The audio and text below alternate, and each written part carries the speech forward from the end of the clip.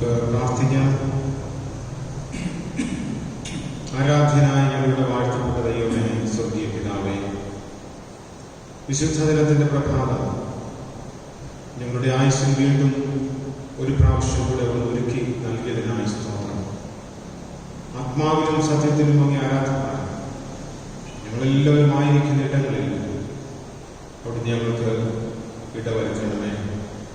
കോടാനുകോടി ദൂതന്മാർ അങ്ങേ ആരാധിക്കുന്ന പരിശുദ്ധൻ പരിശുദ്ധൻ പരിശുദ്ധനെ താഴ്ത്ത് ഘോഷിക്കുന്നു. ഈ പുണ്യനിമിഷത്തിൽ ഏഴകളും ബലഹീനരുമായ ആ വിശുദ്ധ ആരാധനയോട് പങ്കുചേരുവാൻ ഭൂമിയിൽ ഞങ്ങൾക്ക് ആയുസ് നൽകിയതിനാണ് സ്തോത്രം.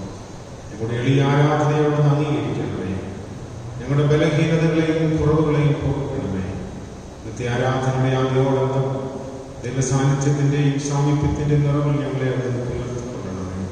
യേശു മശീഹയുടെ നാമത്തിൽ ഞങ്ങൾ അപേക്ഷിക്കുന്നു. കൃപയോടെ കേൾക്കുമാറാകണമേ.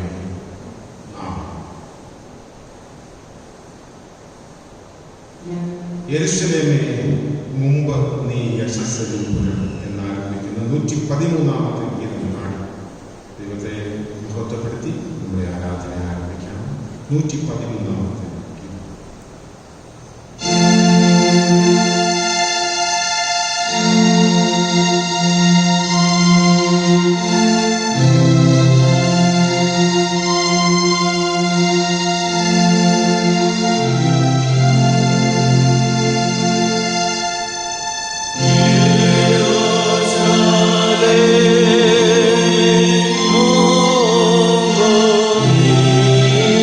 Yes,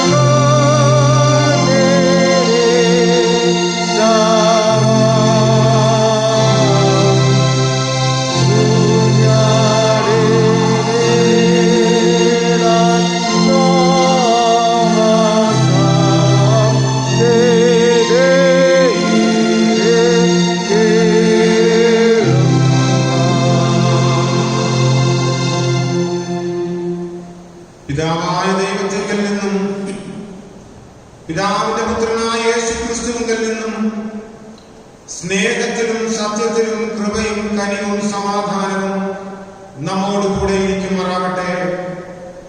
ദൈവം ആത്മാവാകുന്നു. ദൈവത്തെ നമസ്കരിക്കുന്നവർ ആത്മാവിലും സത്യത്തിലും നമസ്കരിക്കണം. യഹോവ തന്നെ വിളിച്ചപേക്ഷിക്കുന്ന ഏവർക്കും, സത്യമായി തന്നെ വിളിച്ചപേക്ഷിക്കുന്ന ഏവർക്കും സമീപസ്ഥനാകുന്നു. ആമേൻ. ക്രിസ്തുയേശുവിൽ വിശുദ്ധീകരിക്കപ്പെട്ടവരും വിളിക്കപ്പെട്ട വിശുദ്ധരുമായുള്ളവരെ, ദൈവത്തിന്റെ മുൻപിൽ പ്രാർത്ഥനയോടുകൂടെ എത്തുവാൻ നിങ്ങളുടെ ഹൃദയങ്ങളെ ഉയർത്തുവിൻ.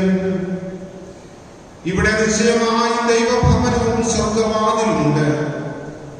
നമുക്ക് ആശ്വാസവും സന്തോഷവും സകല ബുദ്ധിയെയും കവിയുന്ന സമാധാനവും ഇവിടെ വെച്ച് നൽകുവാൻ ദൈവം പ്രസാദിച്ചിരിക്കുന്നു.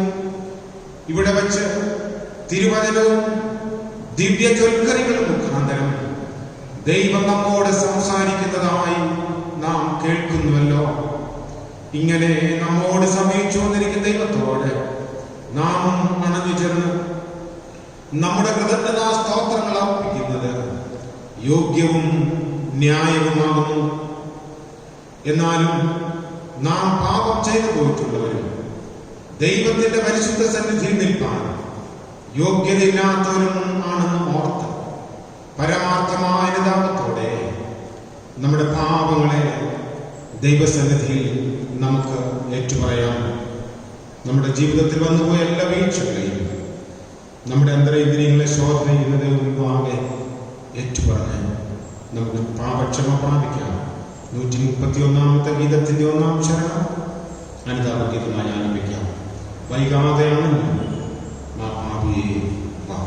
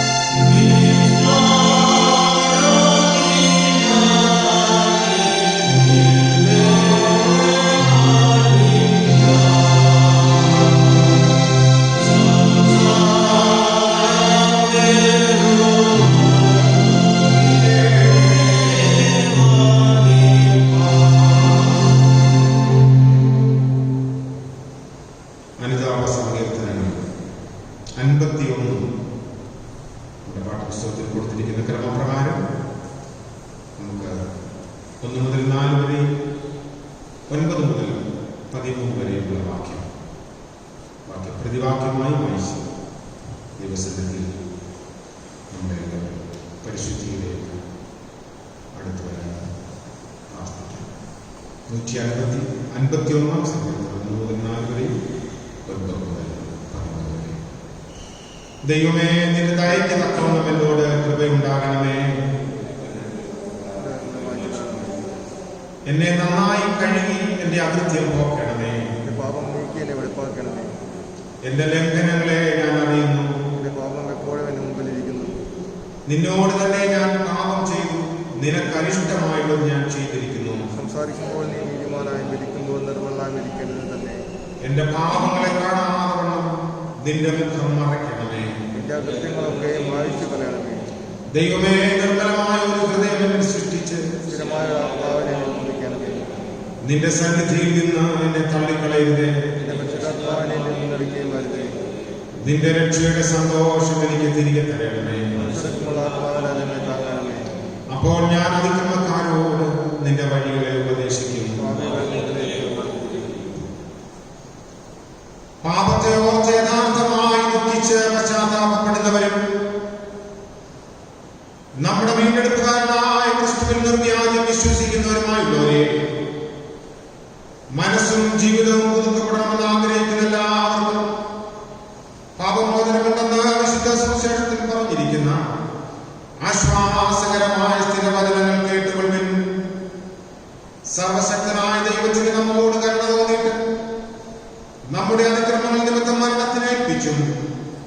നമ്മുടെ നീതീകരണത്തിനായി ഒരുമിച്ചിരിക്കുന്ന തന്റെ വാത്സല്യപുത്രനായ യേശുക്രിസ്തു മുഖാന്തരം നമ്മുടെ സർവ്വപാപങ്ങളെയും ക്ഷമിച്ചു തരുന്നു. അതുകൊണ്ട് യേശുക്രിസ്തു തിരുസഭയ്ക്ക് നൽകിയിരിക്കുന്ന അധികാരത്തിനും കൽപ്പനയ്ക്കും അനുസാരമായി പിതാവ്, പുത്രൻ, പരിശുദ്ധാത്മാവ് എന്ന ദൈവനാമത്തിൽ ഞാൻ നിങ്ങളുടെ സർവ്വപാപങ്ങളുടെയും മോചനത്തെ നിങ്ങളോട് അറിയിക്കുന്നു. എന്നാൽ അനുതാപമില്ലാത്തവരും അവിശ്വാസികളുമായവരുടെ പാപങ്ങൾ അവരിൽ നിർത്തിയിരിക്കുന്നുവെന്നും അവർ മനസ്സ് തിരിയാത്ത പക്ഷം ദൈവത്തിന്റെ കോപം അവരുടെ മേൽ വസിക്കുമെന്നും കൂടി അറിയിക്കുന്നത് നമ്മുടെ കർത്താവും രക്ഷകനുമായ യേശുക്രിസ്തുവിന്റെ നാമത്തിലും തിരുക്കൽപ്പന പ്രകാരവും ആകുന്നു. ആമേൻ. നമുക്ക് പ്രാർത്ഥിക്കാം. സർവശക്തനായ ദൈവമേ, മനസ്സിലുള്ള പിതാവേ, ഞങ്ങളോടും സകല മനുഷ്യരോടും കാണിച്ചു വരുന്ന ദയാവാത്സല്യങ്ങൾക്കായി കൊള്ളരുതാത്ത ഞങ്ങൾ കഴിഞ്ഞ നന്ദി ഏറ്റവും താഴ്മയിൽ അർപ്പിച്ചുകൊള്ളുന്നു. ഞങ്ങളെ സൃഷ്ടിച്ചതിനും പരിപാലിച്ചു വരുന്നതിനും ഈ ആയുസ്സിൽ അനുഗ്രഹിച്ചതിനും ഞങ്ങൾ തിരുനാമത്തിന് സ്തോത്രം അർപ്പിക്കുന്നു. എന്നാൽ എല്ലാറ്റിനും മീതെ ഞങ്ങളുടെ കർത്താവായ യേശുക്രിസ്തു മുഖാന്തരം ലോകത്തെ വീണ്ടെടുത്ത മൂല്യ സ്നേഹ നിമിത്തം തിരുവചനം, വിശുദ്ധ ജൽക്കുറികൾ, യേശുക്രിസ്തു മുഖാന്തരം ലഭിക്കാനുള്ള തേജസ്സിന്റെ പ്രത്യാശ എന്നിവ ഞങ്ങൾക്ക് നൽകിയ നിമിത്തവും ഞങ്ങൾ തിരുനാമത്തെ വാഴ്ത്തുന്നു. ആമേൻ. കർത്താവായ ദൈവമേ, സ്വർഗ്ഗീയ പിതാവേ, തിരുവചനത്താൽ ഞങ്ങൾ വിശുദ്ധീകരിക്കപ്പെട്ടിട്ട് ഈ സ്വസ്ഥ ദിവസത്തെ ഞങ്ങൾ വീണ്ടും ശുദ്ധീകരിക്കാൻ പരിശുദ്ധാത്മാവിനാൽ ഞങ്ങളെ പ്രകാശിച്ച് നടത്തണമെന്ന് ഞങ്ങൾ അപേക്ഷിക്കുന്നു.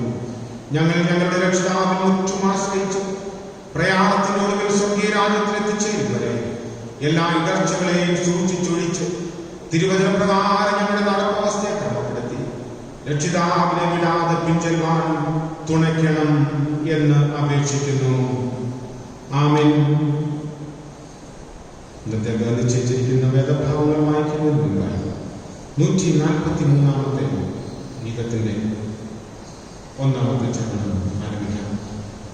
ഗീതം 141, 1-ാം ചരണം. കുടി ചങ്ങാതികൾ ചുരുക്കം സ്വർഗത്തിൽ നിന്ന്.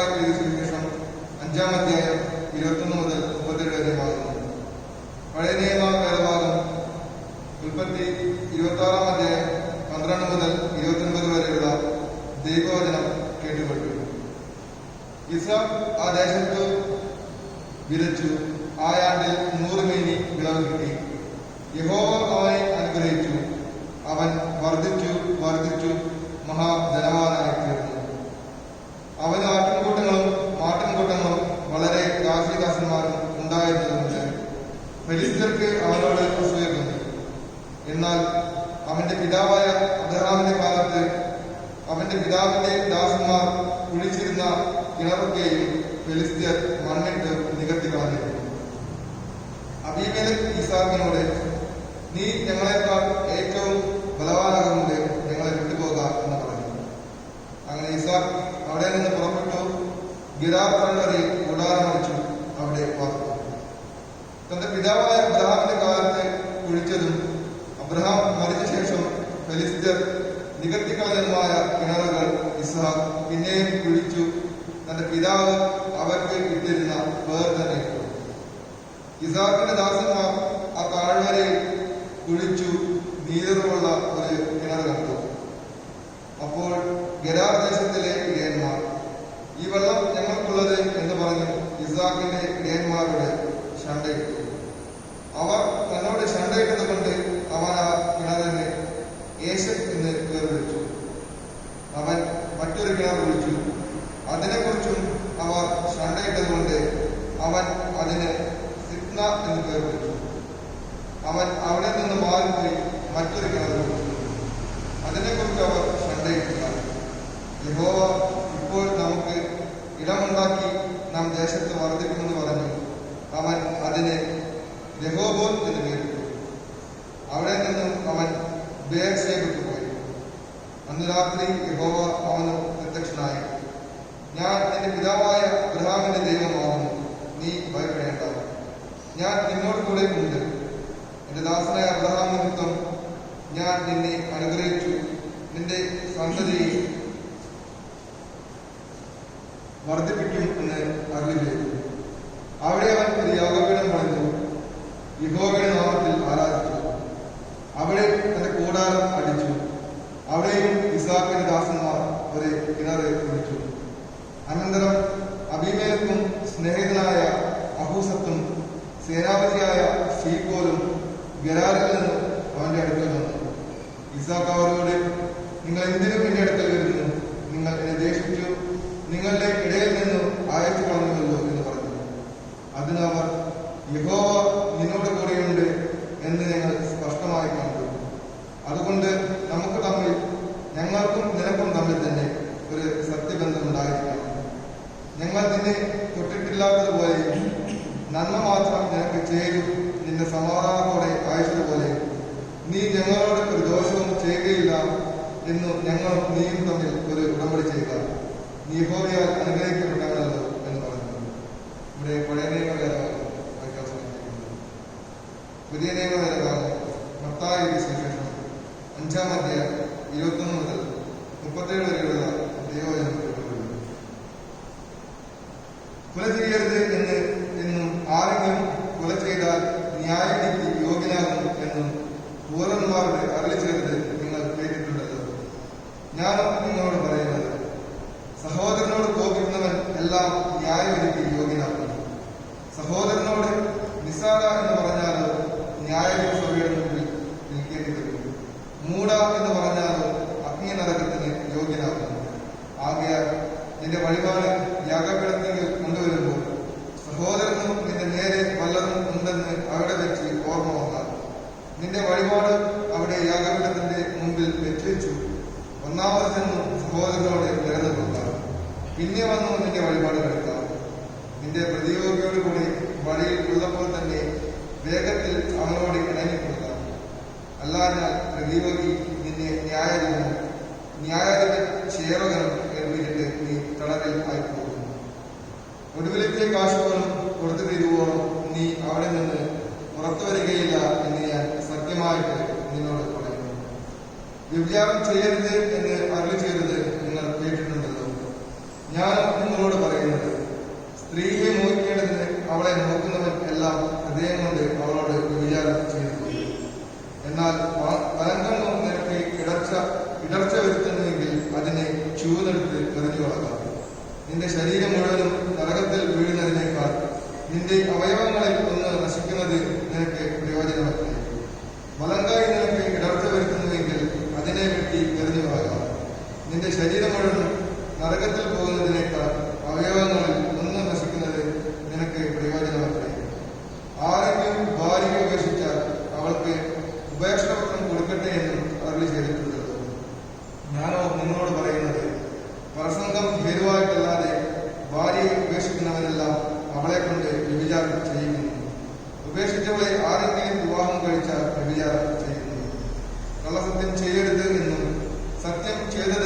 കർത്താവിനെ നിവർത്തിക്കാം എന്നും പൂർവന്മാരോട് അരുളി ചെയ്തത് നിങ്ങൾ കേട്ടിട്ടുണ്ടല്ലോ.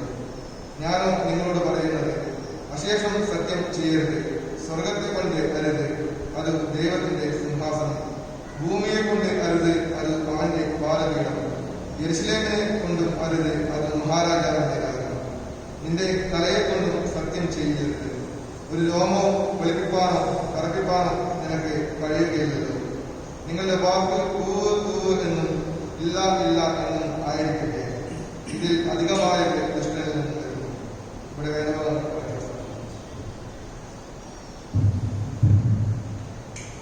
മനസ്സിലുള്ള പിതാവായ ദൈവം തിരുവചനത്തിൽ തന്റെ സമ്പൂർണ്ണ സ്നേഹം നമുക്ക് വെളിപ്പെടുത്തിയിരിക്കുകയാണ്. ക്രിസ്തുയേശുവിൽ നമ്മെ തന്റെ സമൃദ്ധിയായ കൃപകൾക്ക് അംശങ്ങളാവാൻ ക്ഷണിച്ചിരിക്കുകയാണ്. തന്നിലുള്ള വിശ്വാസം അപ്പസ്തോല വിശ്വാസ പ്രമാണത്തിന്റെ വാക്കുകളിൽ നമുക്ക് പ്രഖ്യാപിക്കാം.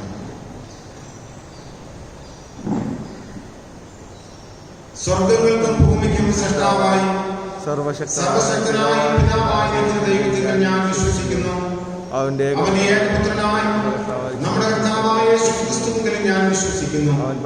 അവൻ പരിശുദ്ധാത്മാവിനാൽ ജനിച്ചു, പൊന്തിയോസ് പിലാത്തോസിന്റെ കീഴിൽ കഷ്ടമനുഭവിച്ചു, ക്രൂശിക്കപ്പെട്ടു, മരിച്ചു, അടക്കപ്പെട്ടു, പാതാളത്തിൽ ഇറങ്ങി, മൂന്നാം ദിവസം ഉയർത്തെഴുന്നേറ്റു, സ്വർഗ്ഗാരോഹണമായി സർവശക്തനായ പിതാവായ ദൈവത്തിന്റെ വലത്തുഭാഗത്തിരിക്കുന്നു. അവിടെ നിന്ന് ജീവിക്കുന്നവരെയും മരിച്ചവരെയും ന്യായവിധിപ്പാൻ വരികയും ചെയ്യും. പരിശുദ്ധാത്മാവിന്റെ കൂട്ടായ്മയാകുന്ന ശുദ്ധസാധാരണ സഭയിൽ ശരീരത്തോടെ ജീവിച്ച് നിത്യജീവങ്ങളും ഞാൻ വിശ്വസിക്കുന്നു.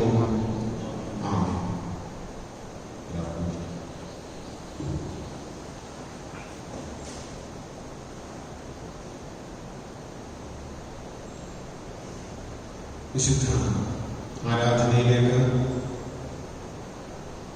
ചാരത്തും ദൂരത്തുമുള്ളവരെയും കൃത്യമായി സ്വാഗതം ചെയ്തുകൊണ്ട് സഭയെ അറിയിക്കാനുള്ള അറിയിപ്പുകൾ ഒരു അനുശോചനമുള്ളത് നമ്മുടെ ഇടവകാംഗമായിരുന്ന ആൽബിൻ ജേക്കബ് 6/7/2020 അന്ന് വസതിയിൽ നിര്യാതനായി. 7-ാം തീയതി പട്ടണത്തിൽ ശവസംസ്കാര ശുശ്രൂഷ നടത്തി. ദുഃഖത്തിനായിരിക്കുന്ന മാതാവിനെയും സഹോദരങ്ങളെയും ബന്ധുമിത്രാനെയും എല്ലാവരെയും പ്രാർത്ഥനയിൽ ഓർക്കുകയും ആ കുടുംബത്തോടുള്ള ഇടവകയുടെ അനുശോചനം അറിയിക്കുകയും ചെയ്തുകൊണ്ട് കഴിഞ്ഞ ഞായറാഴ്ച മുതൽ നമുക്ക് പ്രത്യേക ഇനത്തിൽ ലഭിച്ച വരുമാനം 14,270 രൂപ. ഈ ആഴ്ചയിൽ തങ്ങളുടെ ജന്മദിനം ആഘോഷിക്കുന്നവരുടെ പേരുകൾ വായിക്കട്ടെ. ജന്മദിനവും വിവാഹവാർഷികവും ആചരിക്കുന്ന എല്ലാവർക്കും പ്രാർത്ഥനയ്ക്കുള്ള സമയമാണ്. ആയിരിക്കുന്ന സ്ഥാനങ്ങളിൽ പ്രാർത്ഥിക്കുക. വന്നിരിക്കുന്ന പ്രിയപ്പെട്ടവർ പ്രത്യേക പ്രാർത്ഥനയ്ക്കായി മുമ്പോട്ട് കടന്നു വരുമെന്ന് ഓർമ്മിക്കട്ടെ. Roy Emerson, Nimisha, Wilfred Jasin, Avanish Burgess, Stanley Isaac, Steffi Mariette, Mary PJ, Nicholas Reginald, Joy Zachariah, Prabha Sanjeev, Shobu Stanley, Joy Joseph, Shabeena Rita Victor. 264-ാമത്തെ ഗീതത്തിന്റെ 1-ാം ചരണമാണ് പ്രാർത്ഥനയ്ക്കാണ് കടന്നു വരുന്നത്. Oh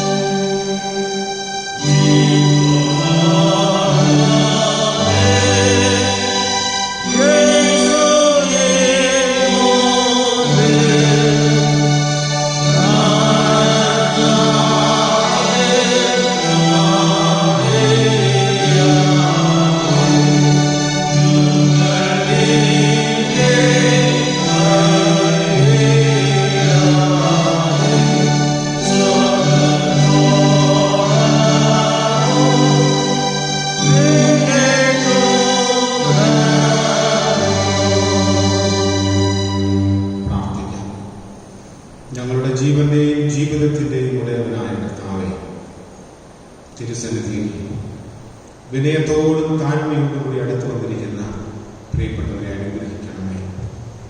ആയുസ് ദൈവത്തിൻ്റെ ദാനമാണ്. ഞങ്ങൾ അനുഭവിക്കുന്ന ജീവിതത്തിൻ്റെ എല്ലാ നാളുകളും ഓരോ നിമിഷങ്ങളും കർത്താവ് ഞങ്ങൾക്ക് ദാനമായി നൽകുന്നു എന്നറിഞ്ഞ് തിരുസന്നിധിയിൽ ഞങ്ങളെ തന്നെ ഏറ്റവും താഴ്മയോടെ സമർപ്പിക്കുന്നു. ഇന്ന് ജന്മദിനം ആഘോഷിക്കുകയും വിവാഹ വാർഷികം ആഘോഷിക്കുകയും ചെയ്യുന്ന എല്ലാവരെയും ഓർക്കുന്നു. ആയിരിക്കുന്ന സ്ഥാനങ്ങളിൽ കർത്താവിന്റെ കൃപ കൂടിയിരിക്കണമേ. കർത്താവേ, ആലയത്തിൽ വന്ന് ദൈവത്തെ സ്തുതിക്കാൻ പ്രിയപ്പെട്ട മക്കൾക്ക് കൊടുത്ത ഭാഗ്യത്തിനായി സ്തോത്രം. ദൈവത്തമ്പുരാന്റെ കരുണയും കൃപയും കൂടെയിരുന്നു. പുതുവർഷം അനുഗ്രഹ സമൃദ്ധിയോടെ നൽകണമേ. വളരെ വ്യത്യസ്തമായ ജീവിത സാഹചര്യങ്ങളിൽ ജീവിതത്തെ നേരിടുവാനും താവേ അവിടുത്തെ സാന്നിധ്യ ബോധത്തിൽ ജീവിക്കുവാനും സഹായിക്കണം. കണ്ണിനെ കണ്ണുനീരിൽ നിന്നും കാലിനെ വീഴ്ചയിൽ നിന്നും പ്രാണനെ മരണത്തിൽ നിന്നും കാത്തു സൂക്ഷിക്കുന്ന ദൈവത്തിന് സ്തോത്രം. അവിടുത്തെ കരങ്ങളിൽ പിടിച്ചുകൊണ്ട് ജീവിച്ച് ആവശ്യമായ ബലം പ്രാപിപ്പാൻ സഹായിക്കണം. ദൈവത്തമ്പുരാന്റെ കൃപയും സാന്നിധ്യവും കൂടെ വർഷത്തിന്റെ ആരംഭം മുതൽ അവസാനം വരെയും അവിടുത്തെ ദൃഷ്ടി പ്രിയ മക്കളോട് കൂടെ ഇരിക്കണമെന്ന് യേശു മിശിഹായെ പ്രാർത്ഥിക്കുന്നു. കൃപയോടെ കേൾക്കണമേ.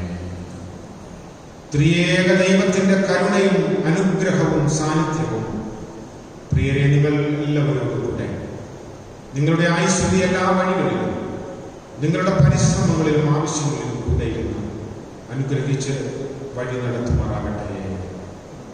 ആമേൻ.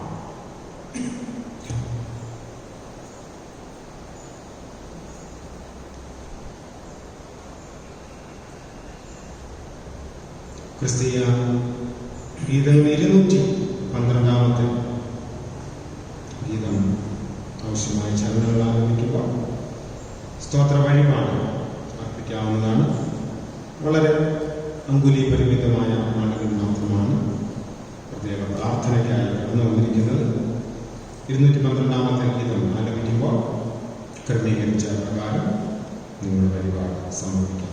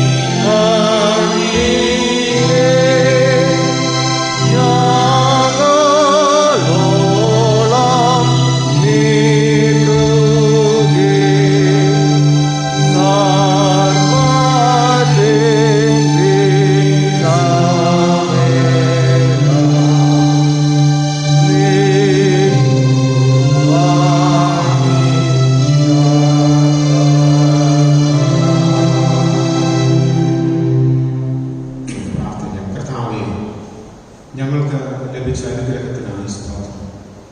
കഴിഞ്ഞ ഒരാഴ്ചയിൽ പരിമിതമായ സാഹചര്യങ്ങളുടെ മധ്യത്തിൽ ഞങ്ങൾക്ക് അധ്വാനിക്കാനുള്ള ആരോഗ്യം നൽകി വഴിയും വാതിലുകളും തുറന്നു തന്നു ഞങ്ങളോട് ദയവ് കാണിച്ച ദൈവത്തിന് സ്തോത്രം. ഞങ്ങൾക്ക് ലഭിച്ച അനുഗ്രഹത്തിൽ നിന്ന് അവിടുത്തെ സന്നിധിയിലേക്ക് അടിയങ്ങൾ സമർപ്പിച്ചിരിക്കുന്ന എളിയ കാണിക്കയെ സ്വീകരിക്കണമേ. ഞങ്ങളെ മുഴുവനുമായി സമർപ്പിക്കുന്നതിൻ്റെ അടയാളമായി ഞങ്ങൾ അർപ്പിച്ച് ഞങ്ങളുടെ സ്തോത്രകാഴ്ചയെ സ്വീകരിച്ചു. ഇതിനേക്കാൾ ഉത്തമമായി അങ്ങേക്ക് നൽകാൻ ഞങ്ങളെല്ലാവരെയും ഇടയാക്കണം. ഞങ്ങളുടെ കൈകളുടെ അധ്വാന ഫലം തിന്നുവാൻ ഞങ്ങളെ സഹായിക്കണമേ. എല്ലാവരെയും വാഴ്ത്തണം യേശു മിശിഹായുടെ നാമത്തിൽ.